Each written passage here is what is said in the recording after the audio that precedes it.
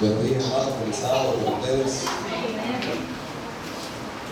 Vamos a tener una oración ahí sentaditos como están antes de iniciar este tema. Querido Padre, gracias, Señor, por tus bendiciones. Gracias, Padre,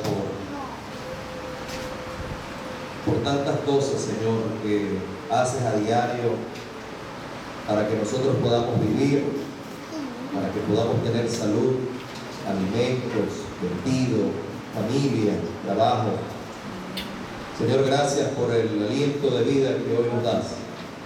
Gracias por este sábado, en el que nos permite reunirnos con el único propósito, Señor, de adorarte a ti. Amén.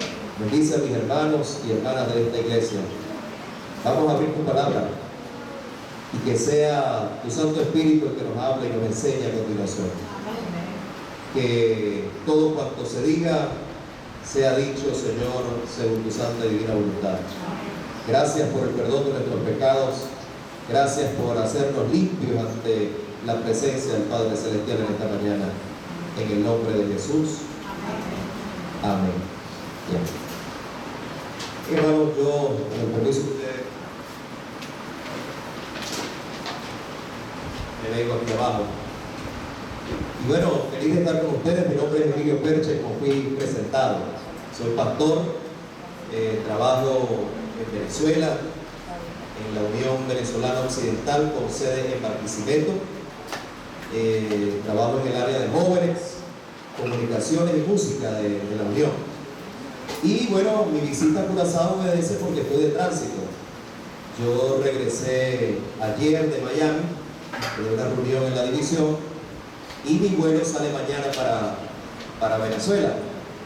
Así que, bueno, pedí auxilio aquí a los compañeros. Bueno, yo estoy libre. En Miami me encontré con el pastor, presidente de esta asociación, el pastor Cole, amigo, el pastor Cole, aunque no sé pronunciar su apellido, pero es mi amigo, Cole. Nos vimos en Miami y bueno, le comenté que iba a estar por acá y bueno, pues me han traído a esta iglesia. Amén. Y yo le agradezco a Dios porque desde que puse mis pies allí en la puerta me sentí como en casa. Amén. Gente muy amable me recibió.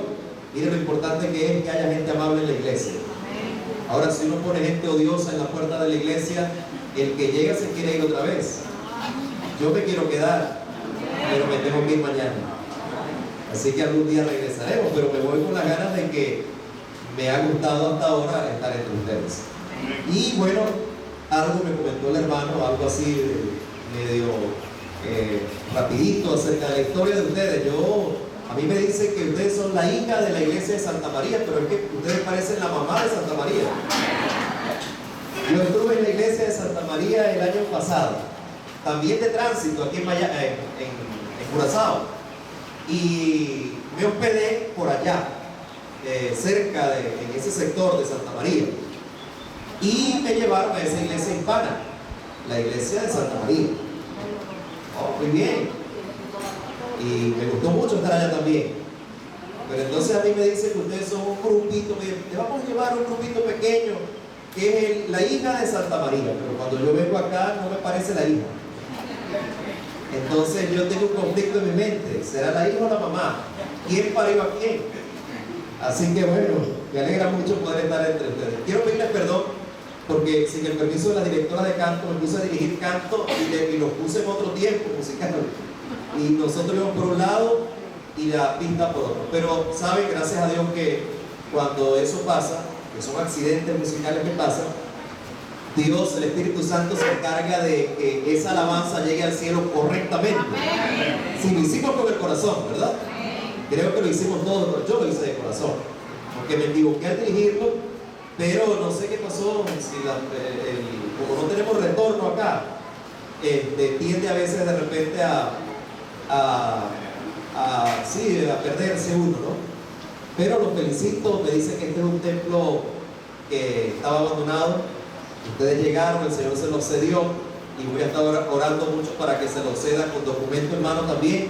Amén. Dios es grande, hermanos. Amén. Es la segunda vez que visito un templo adventista o mejor dicho, una iglesia adventista que tiene su servicio en un templo no adventista. Es la segunda vez que me pasa esto.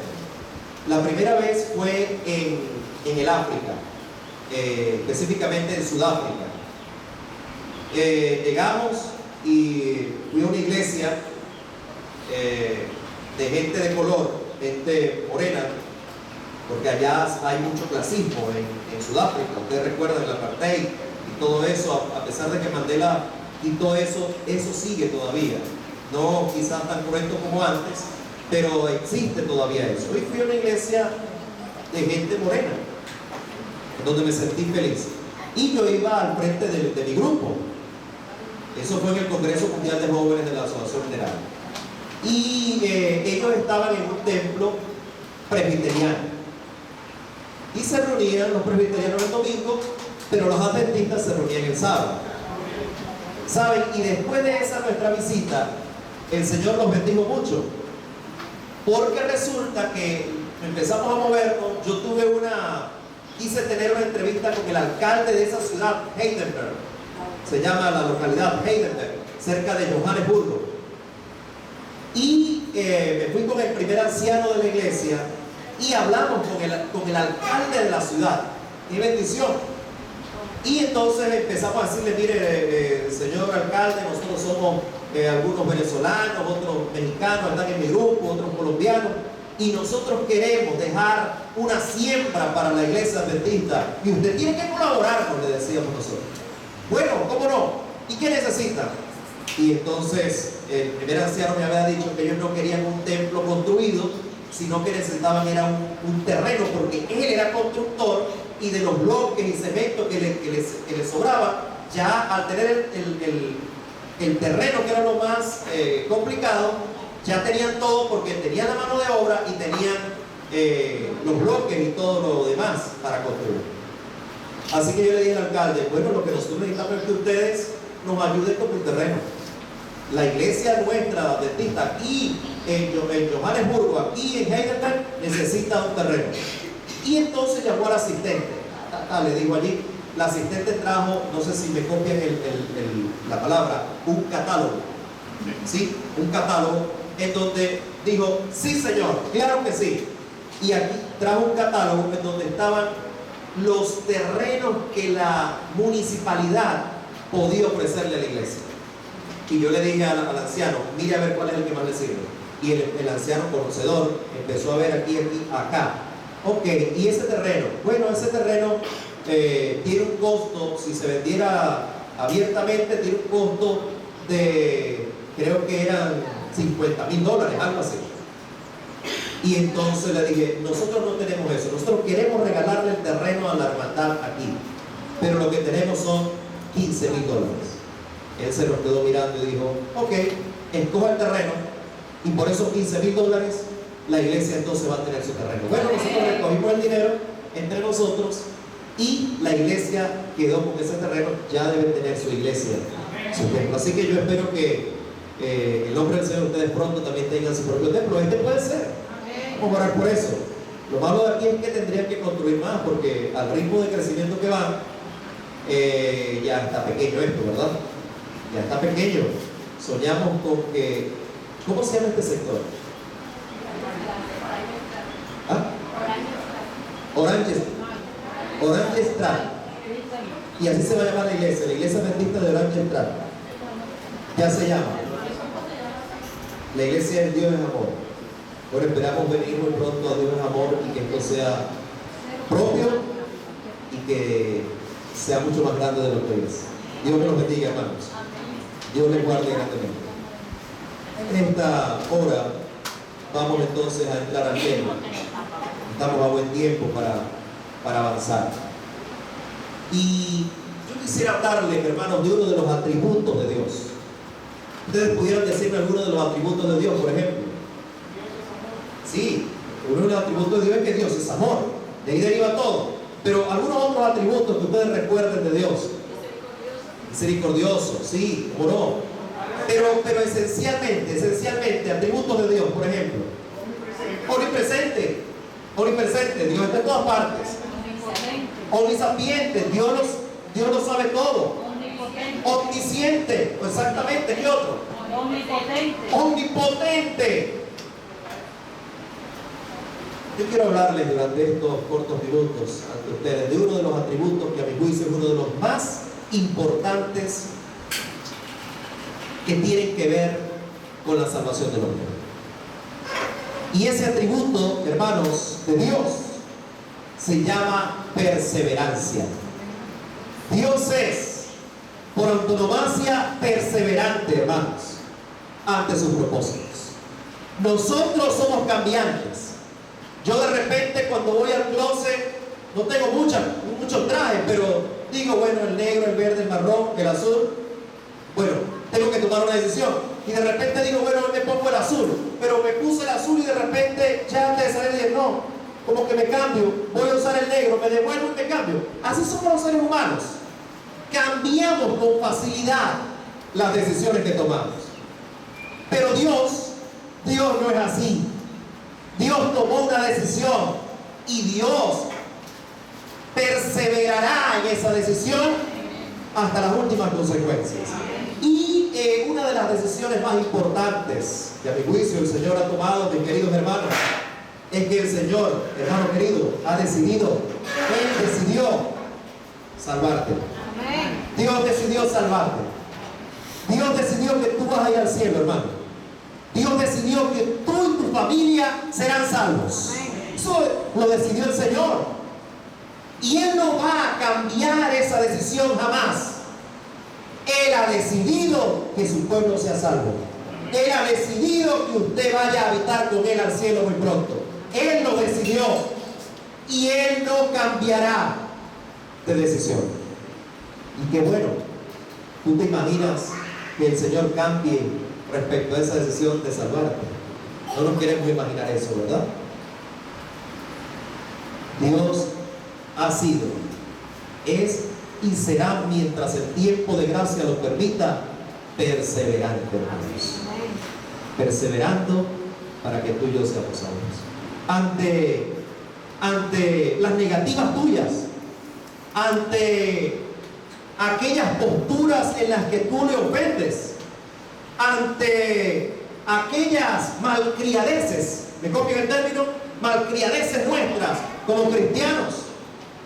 Ante todo eso, el Señor seguirá perseverando para que tú y yo podamos ser salvos. Amén. Yo digo fuertemente, porque de eso depende mi vida, de eso depende. Ahora, hermanos, Él ha perseverado incansablemente para salvarnos y lo seguirá haciendo. Pero hay dos aspectos desde el punto de vista general en donde podemos ver a Dios perseverando. El primero es el personal, el que acabamos de decir. Dios persevera en tu vida.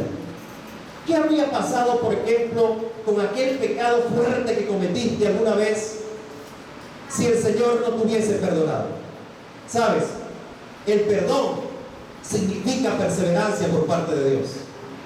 El perdón significa que Dios está perseverando contigo, que tú le fallaste, pero Él te perdona y sigue confiando en ti. Amén. Sigue esperando de ti obediencia y fidelidad. El perdón, hermanos, es en esencia la perseverancia de Dios para que nosotros seamos salvos. Sin perdón, ¿qué sería de nuestra vida? Si no existiera el perdón, ¿qué sería de nuestra existencia? Eso a nivel personal. Pero a nivel cósmico, a nivel general, a nivel universal de todos los tiempos, yo quiero compartir con ustedes lo que a mi juicio son 4 aspectos que tienen que ver con la perseverancia de Dios a nivel global, a nivel cósmico, a nivel universal. El primero de ellos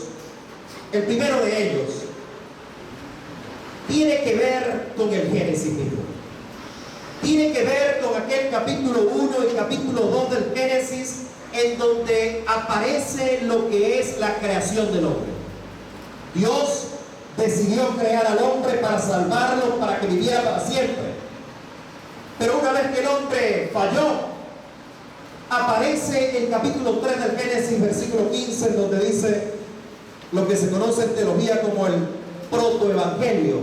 Capítulo 3, versículo 15 del Génesis, que después de que el hombre pecó, entonces Dios, decidió salvarlo. Y dice, tú le dirás en la cabeza y ella te herirá en el calcañar.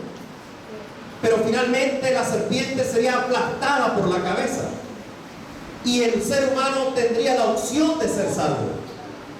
Así que, mis queridos, la creación, Dios perseveró, mantuvo su creación a pesar del pecado nuestro, a pesar de la desobediencia de Adán y de Eva. Dios siguió adelante, dándole oportunidad a la raza humana. El segundo aspecto, y es donde más me quiero detener, mis queridos, que a mi juicio es el gran momento en donde la perseverancia de Jesús fue probada. ¿Cuál creen ustedes que fue ese momento, hermanos? El gran momento en donde la perseverancia referente a la salvación del hombre se dio. ¿Cuál creen ustedes que fue? El momento que estaba en la cruz. ¿Cuándo? El momento que estaba en la cruz. La cruz del Calvario. La cruz del Calvario, ya vamos a hablar de eso. Pero teológicamente, no fue ese el lugar en donde se decidió, en donde se perseveró de una manera profundamente espiritual. En el Getsemaní. ¿Qué representa el Getsemaní en la perseverancia de Dios para el hombre? Saben, hermanos, cuando uno